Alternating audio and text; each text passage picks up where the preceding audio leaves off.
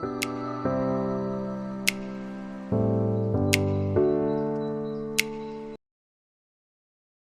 and happy good morning. Welcome to today's video. Today we are going to be going through the books that I read in 2024. Now, full disclaimer, I don't actually have all of the books here with me. I lend out my books and a lot of them are out with friends and families. So I'm going to be using my iPad to reference the books that I don't currently have here, and then I'll just put it up on the screen. So my book reading journey actually started in 2024, or for the first time in a very, very long time, I picked up a book. And it was Megan Quinn, Bridesmaid for Hire. Now, this book was totally out of my comfort zone. For the longest time, I told myself that I was a sci-fi girly. I personally love Ernest Cline. He wrote Ready Player One, Ready Player Two, Armada, and then he has another one that he has written that I haven't read yet. I do thoroughly enjoy Ernest Cline's writing, so I tried to find authors that were similar to him, only to start watching YouTube. Sophie Jane Miller, Georgia Richards, Rachel Catherine, they are all YouTubers that I started watching, and they're just very avid readers and they read a little bit of everything. So I was like, you know what? I got influenced. I went out, I picked up this book, and it was the first ever romance book that I read, and I loved it. It was spicy. It was my first ever spicy book too, but I actually really enjoyed it, and I went, you know what? I'm gonna pick up something different next time. And this book actually started my reading journey. That has led to my Bookstagram and this YouTube channel and so much more, and the amazing community that we have today. So thank you, Megan Quinn, for writing this book. Thank you, past Tyler, for deciding to break out of the mold that you put yourself into and trying something new, because it's led to something quite beautiful. Now, I'm not going to give my ratings on these books. I'm just going to go through and show you the books that I've read, just because I can't even remember the context and the ratings I gave books that I am currently reading or have read like 5 days ago. So instead of torturing myself, we're just gonna kind of go through it. So we start off with Megan Quinn, The Bridesmaid. The next one is You May Now Kill the Bride by Kate Weston. Now this was, again, a totally different book. I read a romance. Let's try like a romance thriller murder mystery. I absolutely loved it, and I was like, okay, perfect, on to the next. I had a little catalog of books that I had sitting that I purchased, but I never actually read, so I went into that.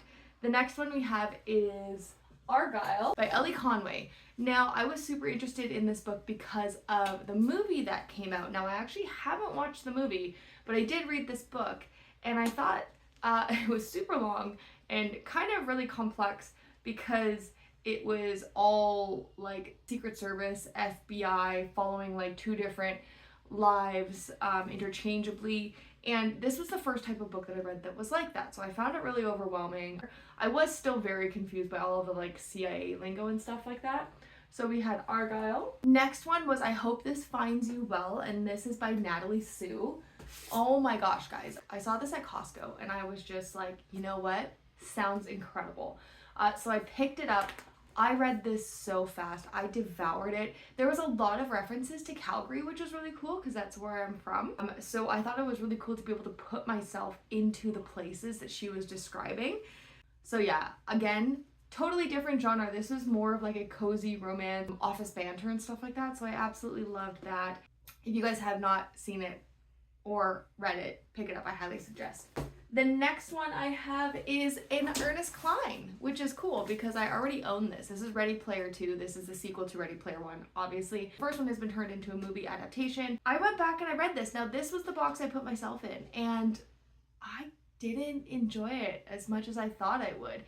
Branching out and trying all these different genres, coming back to a sci-fi, there was a lot of things that kind of went over my head. Ready Player One was more like 90s and 2000s references, and this was definitely a lot older than that. So there's a lot that went over my head. I struggled to actually finish this, which I am so sorry, Ernest Cline, but I did read it and I'm glad that I've read it, and I really do hope that they come out with a movie because the movies are so good for the Ready Player series. So yeah, that is my thoughts on going back to my sci-fi fantasy. And kind of from that moment, I don't think I've read another sci-fi fantasy. Let's continue on. The next one we have is House of Hollow. This book was so interesting and so creepy. It was definitely not anything that I've ever read before. I was so creeped out by it that I had to actually tandem read with this book. I tandem read with Book Lovers by Emily Henry, and I read this one during the day and solely only that one during the night. And it was so creepy and dark and gory and descriptive, but also a really interesting story plot. So I enjoyed it. It took a little bit for me to like get past how descriptively gory it was, but the plot I thought was really good. But I enjoyed it, which I didn't think I would. Again, pushing myself out of my comfort zone. And the next one we have is Book Lovers. Again, I don't have it. If you have read it, Emily Henry, you probably feel the same as I do, where you're just like, she can do no wrong. Like, her writing is so good. I thoroughly enjoy being in an Emily Henry book. I find if I read a book that's a little bit too heavy, my immediate reaction is to go find an Emily Henry, a Kate Bromley, or an Ashley Poston. As I went throughout the year, I discovered Kate Bromley and Ashley Poston, and those are like my cozy authors that I like want to go back to clear my brain from all of whatever I just read that was super heavy. So Emily Henry, absolutely love her. The next book I read was, oh, I don't have it here. This is tied for my favorite book of the year with another book. Every Time I Go on Vacation, Someone Dies by Catherine Mackenzie. I devoured this book. I thought it was so well written. It was another murder mystery, kind of cozy romance thrown in there. It was so well written. I thoroughly enjoyed that book. She has a second one that's coming out. One was supposed to die at this wedding. I pre-ordered it the second she said it was going to be released. So excited to get my hands on the book. That was one of my favorite reads from 2024. The next book I read was The 5-Year Lie, and this is by Serena Bowen. This book was so interesting. This is definitely a thriller, and there were so many things in this book that I totally didn't see coming. Again, kind of just dipping my toe into whatever genre I was feeling. I don't think I consider myself a mood reader because I can definitely sit down and tell myself you need to read this book, but I definitely do jump from genre. So if I'm reading a thriller, best bet I'm probably going to be reading a romance next. If I'm reading like a murder mystery, I'm probably going to go into like a fantasy after that to kind of cleanse for the next book. But I really did enjoy The 5-Year Lie. I'm glad that I read it. The next book I have is Here for the Drama. Now, this was the first ever Kate Bromley that I read, and I picked it up on a whim because it was like $6 at Indigo. I did not expect for me to fall in love with this author as much as I did. I loved the entire book. Even the like little twist endings and the grand gestures at the end, I was just so completely absorbed in the book. When it ended, I was sad because I was like, oh no, I want to have more of these characters. And then every time I would go to a bookstore, I would look for a Kate Bromley because I just really enjoy her writing, her pacing, her characters. Everything is so well written and so well developed. So that again has been lent out to a family friend. The next book that I read was Fading Stars. It's by Marissa Casway, and this is actually the first and only arc that I have ever read. I was provided the book in advance by Marissa. We actually got to know each other really well while she was going through and publishing and getting ready to launch this book. She actually made me a part of her street team, which was really cool. So I was able to be a part of a group of people who would promote the book, countdown to launch date and stuff like that. Of course, I had an e-copy of the book. As soon as it launched, I purchased it off Amazon, and I don't currently have it with me because I have lent it out to a family friend because I told her, like, you need to read this book because it's so well written. It was her debut novel. I see her becoming a world's bestseller. Just the way that she wrote, she's also quite young, and just for the depth and development and the actual story, it was just like, there's no way that a person so young wrote something so mature, you know? So honestly, incredible. Marissa, thank you so much for the opportunity to be a part of your street team and to be a part of the launch of this book. I'm sad that I don't physically have it, but I'm glad that it's in someone else's hands being read because it needs to be spread out everywhere. What I read after that was Happy Place. I kind of forgot that I had a stack of books, so the next one I read was Happy Place. And then this was House of Hollow. So we have House of Hollow. And then that was it. So I think I'm kind of out of order in my stack, but that's fine. So Happy Place, again, Emily Henry, we know we love her. I think that I went back to her after reading Fading Stars because it was heavy. Needed something that was going to just be easy breezy to read, and I absolutely loved it. After that was done, I was like, you know what? I actually want another cozy romance. So I went right back in and I read Carly Fortune This Summer Will Be Different for the first time. This is my first Carly Fortune book. This book tore me apart. I was expecting cozy romance and I cried at the end of this book. It was very, very, very good. Then after that, I read The Midnight Feast. This was a read for a book club. I can't remember the name of the book club that I was in. I purchased this book a couple of weeks prior and I saw it and I was like, you know, I already own it, so let's read it. And this was very good. Lucy Foley, I thought, was an incredible author. This was so creepy and thrillery and just kept you going on a loop. It honestly just really, really, really well done. Not me starting to lose my voice because I don't talk very often unless I'm recording content. The next one I read was Turtles All the Way Down by John Green. Holy crap. This book was so good.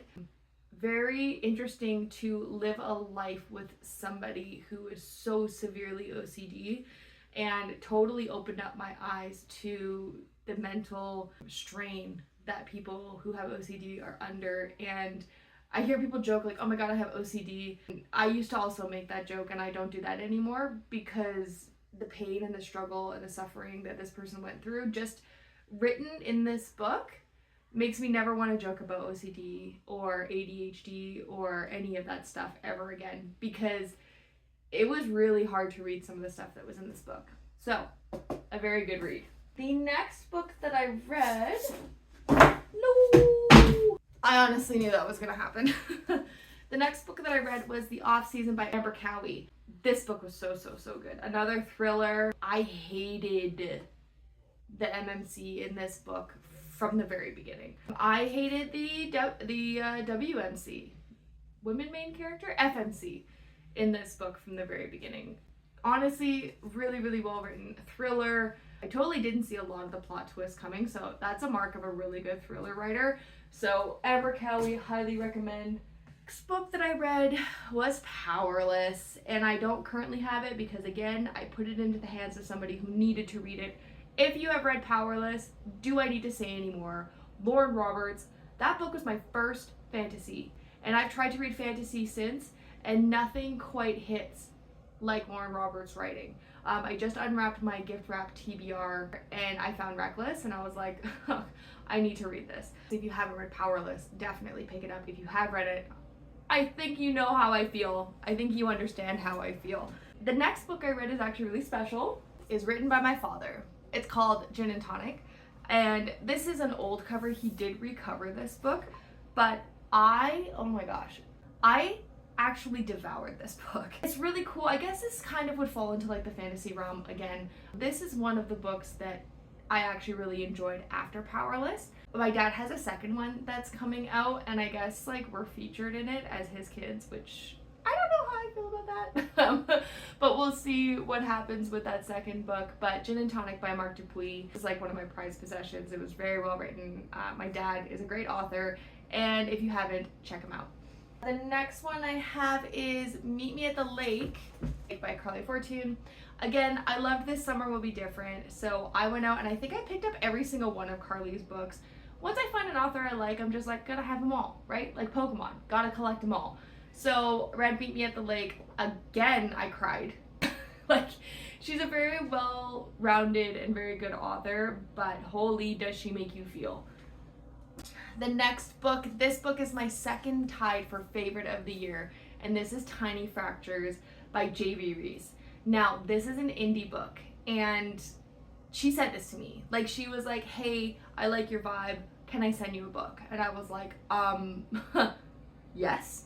So she was the first author to originally send me a book and kind of give me a chance and entrust me with her brainchild. It started off this cascade of, I've received so many books from authors, which I can't even believe, especially with an account that doesn't really have that huge of a following.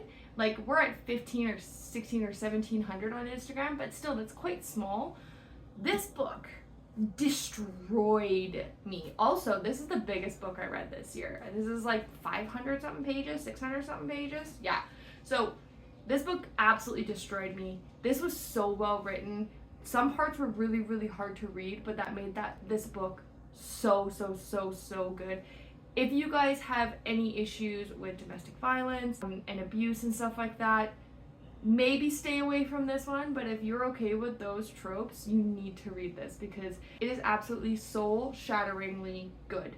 Now she has a second one coming out because, let me tell you, this leaves it on a cliffhanger because of course she did. There's a second one coming out in March and I cannot wait to get my hands on it. I need to get back with Hey guys, so sorry if the orientation's a little bit different. Obviously, I'm in different clothes. It is many hours later.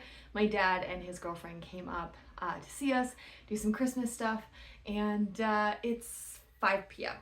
So I'm gonna finish off the rest of the books that I read in 2024. But yeah, just so you know, it's a definite different part of the day. So let me grab, I'm pretty sure if I remember correctly, I was just stating how much I want to get back into the world of Ronan and Kat, and I know that the second one's coming out soon, so very excited for that. While my dad and his girlfriend were here, she is an avid reader and a author, and my dad's also an author, and we talked so much books, and I realized there was a couple from my stack that didn't make it in here in the beginning for some reason, so they have been added. If they were earlier in the year and they're not in this list as I progress, I'll just talk about them at the end. So the next one is The Rural Street Witch. I have handed that over to my dad's girlfriend actually for Christmas. She is a paranormal romance girly, and I just thought it ticked all of the boxes, and the fact that it's an indie author just makes my heart sing. So I have passed that over to her as of today actually. Me personally, I loved that book. I fell in love with the MMC and the FMC. I loved everything about them. The book left on such a big cliffhanger, and I am very excited to have number 2 here shortly so that I can get back into that world. So that book was written by Jenna Walker, and I highly suggest you check it out if you haven't already. The next book, again, is a spoopy book. I think we are in the October kind of realm because these are getting a little spoopy. We have Dread House by A.C. Hess Noir. My dad's girlfriend was like, was it good? I was like, girl, it was amazing. You need to read it. Indie author, and she actually sent me this book, so thank you so much for this book. I absolutely loved it. She has another book coming out shortly, or is already out, called Possession, and I cannot wait to read that one. So if you guys have not checked out Dread House, I highly suggest you guys check out this book. How many times can I say highly suggest you check out a book in one video? The next one I have was Dive by Catherine Deal. This was a younger romance book written actually for her, I think it was her niece who was younger. She writes more spicy books, but she wanted to write something that her niece or cousin, don't quote me on it, could actually read. So it was written definitely for somebody who was a little bit younger. My 14, 15, 16-year-old self would have devoured this, would have absolutely loved it. I loved it, obviously, as a 36-year-old, but at that age, the way that this was written, I would have just gobbled it up Twilight style, you know? Like, sounds weird. I did enjoy it as a 36-year-old. It was written really well. Catherine Deal sent me this book, so thank you, Catherine. As you can see, I'm starting to get books from authors regularly, which just, can we just take a moment and let that sink in? That this human, lowly Canadian, people are sending books to. Like, it's not a brag, and that's not at all what this is meant to come across as. It's just, for me still, it's just like, who even am I? Like, who am I to warrant people to send me stuff? So it's very greatly appreciated. I guess that's all I was trying to say with that. I might edit that part out. I don't know, it seemed kind of weird. The next book I had was 5 Survive by Holly Jackson. This is the first Holly Jackson book that I've read, and thoroughly enjoyed. I did not see the ending coming at all, and that really just sealed the deal for me. I know that she's written so many other things that I really want to get my hands on, but as you saw, or if you haven't seen, I probably have 65 physical books on my TBR, and that's like a low guesstimate. So no more books. I'll get more into that a little bit later, but no more books for a little while. The next book that I have read is Beach Read by Emily Henry. Another Emily Henry. Listen, October was heavy, okay? The books that I read were either emotionally tormenting, scary, spoopy, or just like really gorily descriptive. So I needed myself some romance. So, you know, we dipped back into the Emily Henry pool. I was not disappointed. Beach Read was awesome. And then I got invited to the Standard Book Club here, which is like a physical book club, like real people that we get together and we sit and we talk about books. And that is like all of my dreams put together. We read And Then She Was Gone by Rosalind Noonan. Remember when I thought I was done with the torture and the torment and just the deep, heavy books? I was not. This book was heavy, and it was mostly in the beginning, which was nice because then the rest of the book was like healing, which if the book majority of it was as heavy as it was in the beginning, I don't think I would have been able to finish it. I thought it was very well written. I enjoyed it. I didn't think I was going to. The cover alone just makes me go, no thank you, ma'am. But book club pushes you out of your comfort zone. So I read it and I'm glad I did. The next one we have The Princess and the Fangirl. Guys, I picked this up for $1.75 at the Dollar Tree. You know what's so funny is I had no idea this was Ashley Poston. When I finished this book, I was like, who wrote this? And I was like, oh my gosh, it's Ashley. Absolutely fell in love. I was like, literally want to read everything Ashley writes. This is part of the Geekerella trilogy, and I'm glad that I did some research because this is the first one, and there's 2 other ones that follow. But I need to get my hands on it. I either need to order it off of Amazon or find it in store. Unfortunately, every time I go to Indigo, their Ashley Poston section is very minimal, and that will not do. So, but I really enjoyed this. There was so much like geeky fandom references, and like I gobbled that up. Highly, highly recommend if you haven't read it. Shocker. This pile is getting big and it's probably gonna fall over, which is not good for my book nook that is sitting back there in pieces. The next book that I read was The Book Boyfriend by Frida McFadden. Now, this was the Happy Little Book Club's book of the month on Fable, and Emma, who runs it, me and her are like international besties where we send each other stuff. I think we call each other package pals now, which I love. Honestly, perfectly describes us. But she chose this book, first Frida McFadden book that I've ever read, a murder mystery type book, and holy crap, did I not see the ending coming. Very well written, absolutely enjoyed it. Thank you so much for the rec, Emma. The next book that I have after that is Larger Than Love by Joel Cannon. This book again was sent to me. Thank you so much, Joel. This is an MMC love story and was definitely different for me to read. I've never read an MMC book, but I thought it was beautiful. I thought the way that it was written was so good. The trials and tribulations, the gay community, stuff that I obviously don't know much about because one, I'm not gay and I'm also not a man, was really enlightening, and I really enjoyed this book. So thanks again, Joel, for sending it to me. Okay, listen, we are back with Kate Bromley in Talk Bookish to Me. And I'm not gonna lie, when I saw this on the shelf at Indigo, I went, you're coming home with me. I did try to look for ones that were less damaged, but even damaged books needs homes. You know, they're always the ones that are left sitting on the shelf going, please take me, please take me. So I did. I loved Here for the Drama. Talk Bookish to Me was so good. Guys, Kate Bromley, I think I've said it already. Kate Bromley, Emily Henry, Ashley Poston. My top 3 gals, okay? My femme fatale. If you have not read a Kate Bromley, you need to. That's all I'm gonna say. Next, we have The Inheritance Games. I actually read the Hawthorne Legacy way before this, like at the beginning of the year. I picked it up, it was like $10. I read the whole thing. While I was reading it, I was like, I feel like I'm missing something. Like there's references to things that haven't happened in this book, and that is when I realized it was the second in the Inheritance Game series.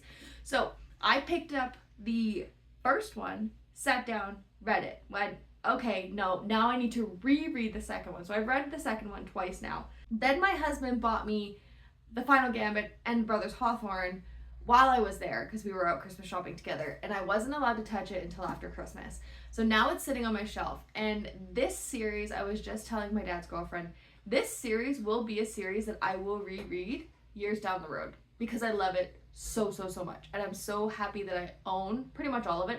I just found out that there's another book, The Untold Games, I think is what it's called. And then she also has like the Naturals series that I would love to read. I just really love her writing. Okay, I lied. Ashley Poston, Emily Henry, Kate Bromley, Jennifer Lynn Barnes. That's my femme fatale. Just so well written. YA, but just like, if you guys have ever seen Knives Out or The Glass Onion, very much like that. Very, very well written. Come on, book pile, you can make it. I've only got 2 more. Please don't fall. Okay, the next one would have been The Hawthorne Legacy, which I guess I have right here. I just said I reread it after the Inheritance Games. It's incredible. That's all I'm gonna say. I'm gonna start a new pile because I'm scared. Also, my energy drink is right here. I just don't want my little book nook to get crushed, okay? The next one we have is The Christmas Tree Farm. We are in Christmas, can you tell? This gets so much hype, and I really did not enjoy it until the last quarter. I love me a rom-com. You can tell. I've got my femme fatales of, well, my 3 girls that I love who do rom-coms. This did not hit. I really didn't like the characters. I didn't feel any chemistry. There was spice, but I was just like, there's like no, I don't know. I'm not gonna get too into it because I know people have different opinions, and that's why I love books, because we can all read the same thing and all feel differently about it. Not my favorite. Now, because I own this one, I need to buy the other ones so I can just have them on my shelf and like, you know, and I will read them. Maybe they're better. Some people said that this one wasn't their favorite. Some people said this one was their favorite. So I just, personally for me, it's enough. And then the final book that I have read in 2024 is The German Wife. This was my second book for the Standard Book Club. I got this on the 22nd. My librarian was super sweet and she dropped it off at my house because the whole family was sick. And I power read this in like 5 days.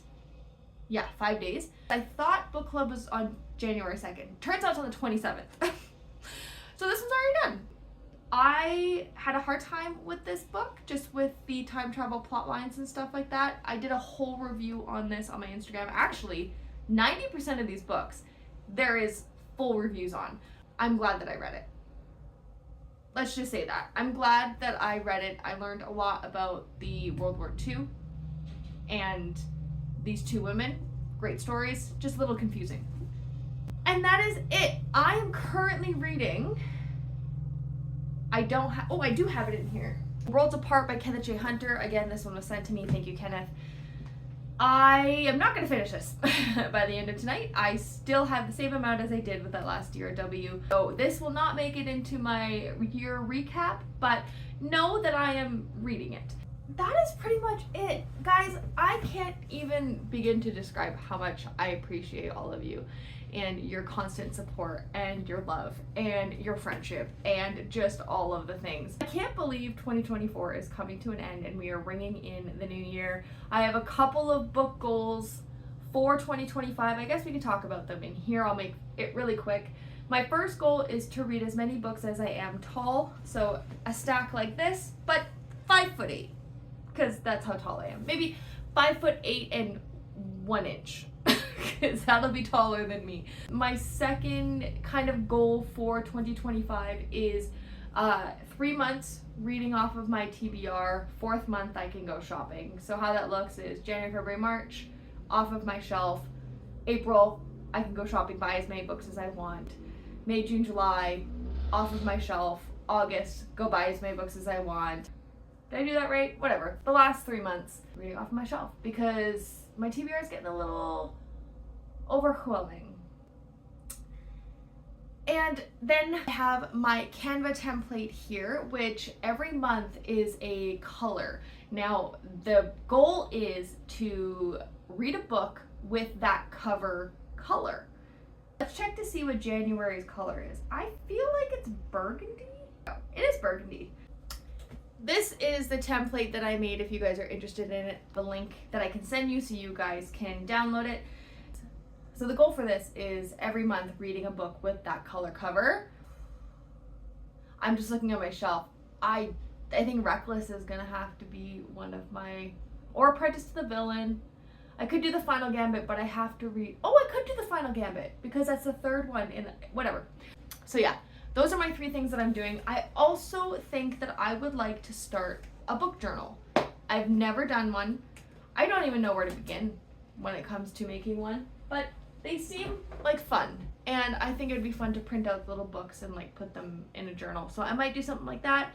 And then I also saw a poster-sized 100 books that you can just like color in as you read them. And I thought that would be really cool because then that could be artwork. I don't know, I got a lot of thoughts. It is the 31st still. I am going to end this video so that I can get it edited and uploaded for you guys. Thank you so much for sitting for this really rambly video. I hope that you grabbed a snack. If you did enjoy it, go ahead and give it a like and a subscribe.